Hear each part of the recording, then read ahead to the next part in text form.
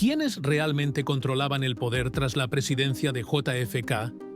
En este video, conocerás las conexiones ocultas entre los Kennedy y la mafia, una historia de alianzas y traiciones que impactó la política estadounidense. Quédate hasta el final para descubrir secretos que pocos conocen. La fortuna y el ascenso político de los Kennedy se construyeron en base a alianzas con jefes criminales durante la era de la Prohibición.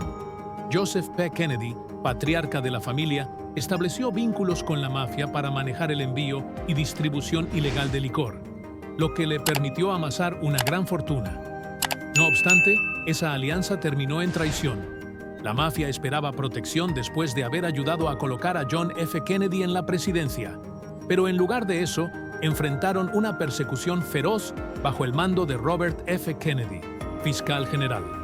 Esta ruptura convirtió una alianza en una vendetta sangrienta. La historia que sigue explica cómo la mafia ayudó a crear la dinastía Kennedy y luego conspiró para eliminarla al sentirse traicionada.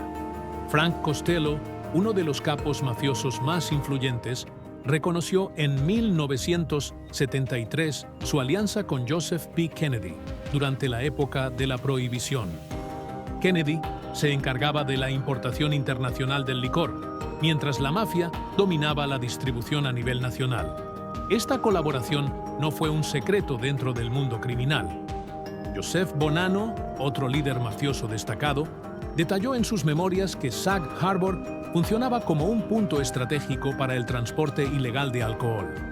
A esta compleja red se sumaban figuras clave como Lucky Luciano y Meyer Lansky, quienes utilizaban la conocida Rum Road, una flota de barcos estacionados en aguas internacionales para ingresar grandes cantidades de licor prohibido a Estados Unidos. Con la derogación de la prohibición en 1933, Kennedy logró asegurar derechos exclusivos para la distribución de alcohol mediante su empresa Somerset Importers. Este movimiento no solo consolidó una enorme fortuna, sino que también estableció las bases financieras que impulsaron el ascenso político de la familia Kennedy. Sin embargo, esta riqueza construida sobre ganancias ilegales creó una deuda considerable con la mafia, un pasivo que se transformaría en un factor determinante en la compleja relación entre los Kennedy y el crimen organizado en los años venideros. La mezcla de poder político y vínculos criminales sentó un precedente peligroso y fascinante en la historia estadounidense.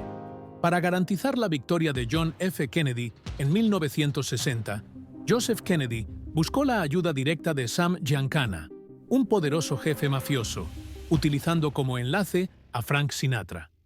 Giancana puso en marcha una operación política compleja en Chicago, una ciudad conocida por su influencia decisiva, y además intervino en la compra de votos en Virginia Occidental, un estado fundamental para contrarrestar el marcado sesgo anticatólico que amenazaba la campaña de Kennedy. Giancana no dudó en afirmar que, sin su apoyo, JFK nunca habría alcanzado la presidencia. Por si fuera poco, Joseph Kennedy pidió a Giancana que mediara en su conflicto con Frank Costello, ofreciéndole incluso la posibilidad de acceder a la Casa Blanca como recompensa por su lealtad y apoyo. La mafia, con su influencia, entregó el estado de Illinois en una elección ajustada, resultado clave para asegurar el triunfo. Pero esta alianza de conveniencia se convirtió en una trampa, ya que después de la elección, Robert F. Kennedy, como fiscal general, lanzó una ofensiva implacable contra el crimen organizado. Esta traición inesperada transformó la relación entre los Kennedy y la mafia, pasando de la colaboración a la confrontación directa. La protección que la mafia esperaba quedó en el olvido, dando paso a una enemistad que marcaría profundamente los años siguientes. Judith Campbell Exner, conocida por ser amante tanto de John F. Kennedy como de Sam Giancana, desempeñó un papel fundamental como mensajera entre la Casa Blanca y la mafia durante los años 1960 a 1962.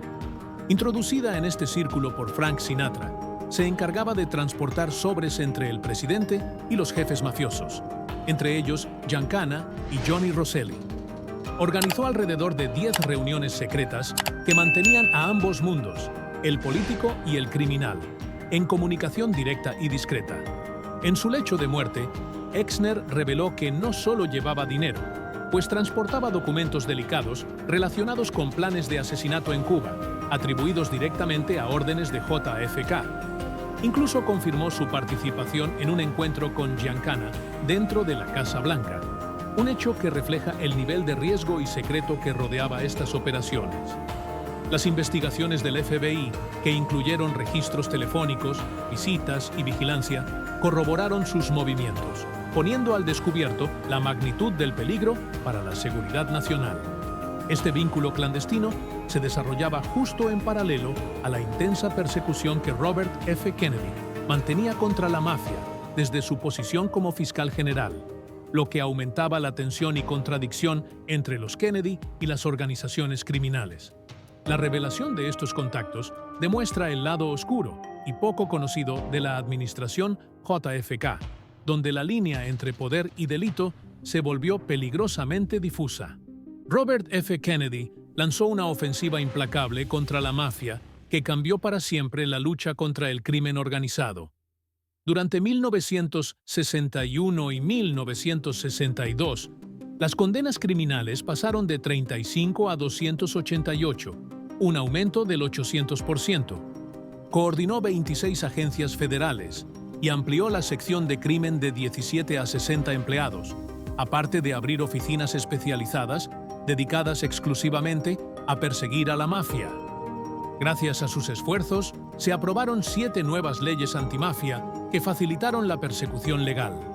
RFK indagó a 687 figuras del crimen organizado, logrando un 90% de condenas. Su objetivo principal incluyó a los grandes capos, Carlos Marcello, Sam Giancana y Joseph Bonanno. Esta ofensiva frenó la influencia de la mafia, que había apoyado la llegada de los Kennedy al poder, pero fue traicionada por la feroz cacería liderada por Bobby. Las amenazas contra los Kennedy fueron inmediatas y contundentes. Más de 300 transcripciones del FBI documentaron advertencias claras de jefes mafiosos. Stefano Magadino, desde Buffalo, ordenó en octubre de 1963 acabar con toda la familia Kennedy. Santo Traficante Jr., desde Tampa, aseguró que John Kennedy no llegaría a concluir su mandato. Carlos Marcello, expulsado por Robert F. Kennedy desde Nueva Orleans, juró vengar la destrucción de su imperio criminal. La mafia respondió con una ola de violencia y eliminó sistemáticamente a testigos incómodos. Johnny Rosselli fue asesinado en 1976, tras haber testificado sobre los vínculos entre la CIA y la mafia. Sam Giancana murió un año antes, evitando declarar ante el Comité Church.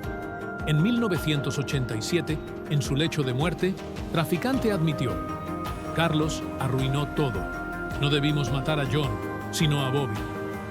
El Comité Selecto sobre Asesinatos de 1979 identificó vínculos entre Lee Harvey Oswald, Jack Ruby y la red criminal de Carlos Marcello. Reconoció que la mafia contaba con motivos, medios y oportunidades para participar en el asesinato de John F. Kennedy, aunque no encontró pruebas concluyentes que lo demostraran de manera definitiva. Robert F. Kennedy sostuvo firmemente que la muerte de su hermano estaba relacionada con su intensa batalla contra el crimen organizado. La historia oculta de los Kennedy revela cómo el poder y el crimen pueden entrelazarse con consecuencias mortales. No olvides suscribirte, darle like, activar la campanita y explorar más contenido fascinante. Comenta qué te pareció este video y prepárate para nuestro próximo análisis impactante.